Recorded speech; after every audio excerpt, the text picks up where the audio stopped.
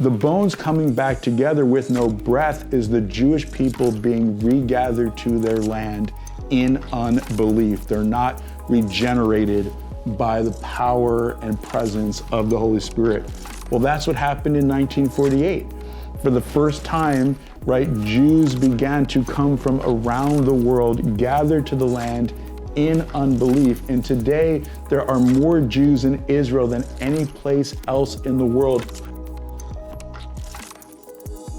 Today, we're going to be talking about something that I know you're passionate about.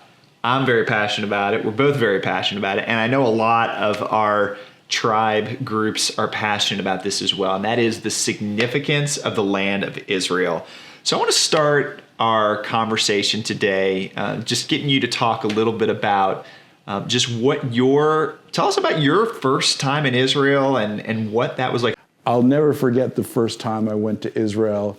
I was in my early 20s, and it was such a special and life-changing experience. From the very moment the plane touched down on the tarmac in Tel Aviv, and it was on El Al, and they played Hatikva as we landed, and I literally began to cry and just felt an immediate connection. And I think just for so many reasons, of course, there's the whole, this is the land of the scriptures. This is the land of the prophets and of Yeshua. But then also because I had lost most of my family during the Holocaust. Yeah. And my family had nowhere to go. And my grandmother got 2 visas and had to decide who she was going to save first, her mother and her father, or her brother and sister and their newborn baby. Incredible story how she was able to help her brother escape. But my great-grandparents were sent to the concentration camps and murdered in transit on my great-grandmother's birthday. And if there would have been a place for them to go like Israel, who knows how many relatives and family members I'd have today. I've got a small family because of that. And so for a very personal reason, but also just that sense when you come into the land, like I grew up in New York, it's the city that never sleeps, but there's a spiritual presence and tangible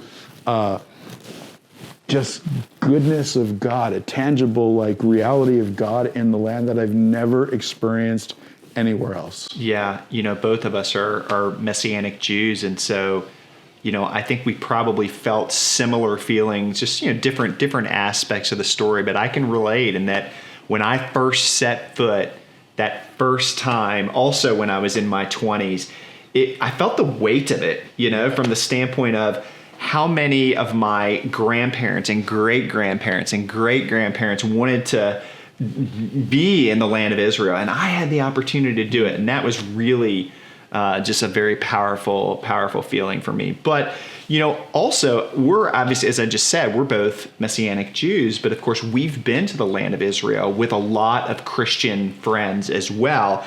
And there's a particular statement that we've both heard over and over from our Christian friends that we've gone to Israel with. So a lot of Christians will testify that they felt at home when they visited the land of Israel. So why is that such a common feeling for, even people that have no Jewish heritage, but they're followers of Jesus and they get that feeling of home? What is it about Israel? Yeah, that's a really good question.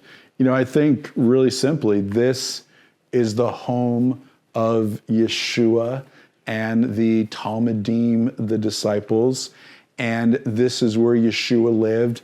This is where he's returning. Yeah. And so every believer should have that sense of connection, because going there is going home, because we're connected to Yeshua.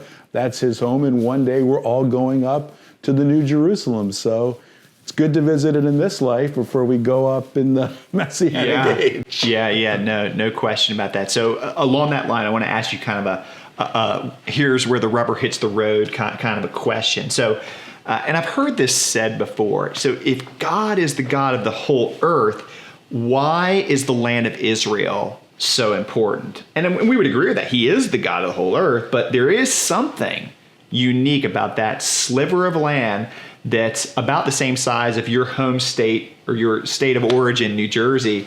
What is it about Israel that on the one hand, it's just soil just like anywhere else, but it's also different? Yeah, I mean, I think the reason is, number one, is that this is the place where God chose to cause his presence tangibly to dwell. And so there is a tangible presence of God because he chose this place. But I think there's something more, and it goes back to the very beginning of the story of the scriptures, which, God calls Abraham, and part of that calling is God promises him this land. And what's interesting is that the land God promises Abraham has some of the exact geographical locations as the Garden of Eden. So when God is promising the land to Abraham, he's literally restoring Eden, what was lost. Yeah. And so at the very heart of creation was the land of Israel. And what's interesting is that when you look at like ancient maps, you have these three continents of Europe, Asia, and Africa.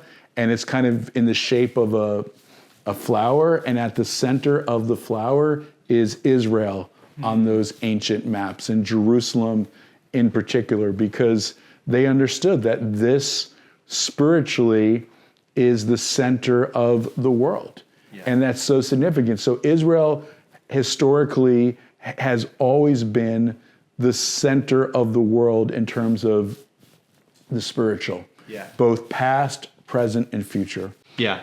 And what you hit on, I mean, it is the place where, I mean, again, God is everywhere. He's in Africa, he's in China, he's in, he's right here in California or Georgia or wherever it may be.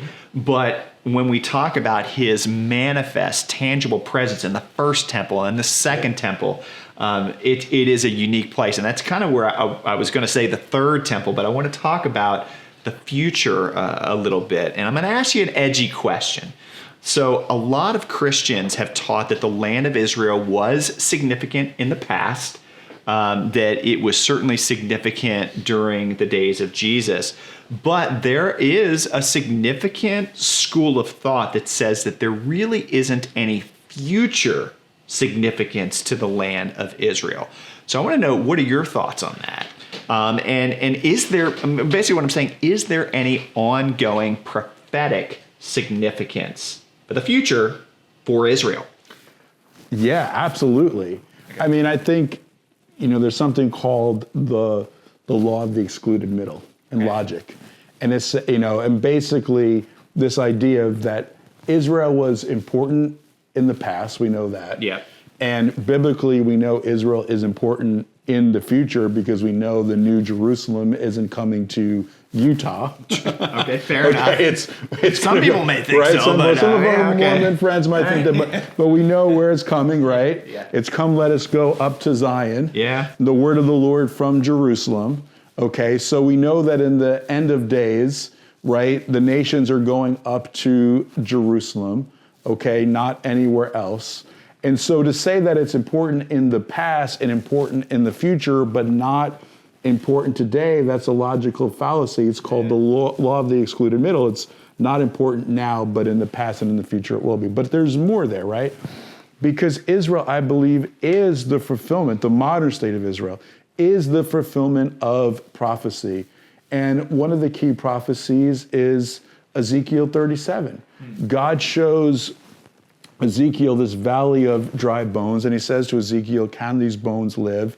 And the bones begin to come back together as Ezekiel prophesies, bone to bone, but the bones still don't live, and he has to prophesy again, and then the breath comes into them, and a great army stands at their feet. Well, spiritually, what is that referring to? The bones coming back together with no breath is the Jewish people being regathered to their land in unbelief. They're not regenerated by the power and presence of the Holy Spirit. Well, that's what happened in 1948. For the first time, right, Jews began to come from around the world, gather to the land in unbelief. And today, there are more Jews in Israel than any place else in the world. It's and amazing. Literally, the tribes are being regathered, lost tribes are being found and being returned. If that's not a fulfillment of prophecy, I don't know what is. And the second stage is ultimately this great revival that's promised that we'll see one day among the Jewish people when all Israel will be saved. And we read about that ultimately in the book of Revelation as we approach the second coming. We also mentioned Zechariah 14. Yeah. All the nations of the world are going to go up to Jerusalem to celebrate the Feast of Tabernacles. So clearly, Israel is important. In fact, I believe Israel has always been and is today God's prophetic timepiece.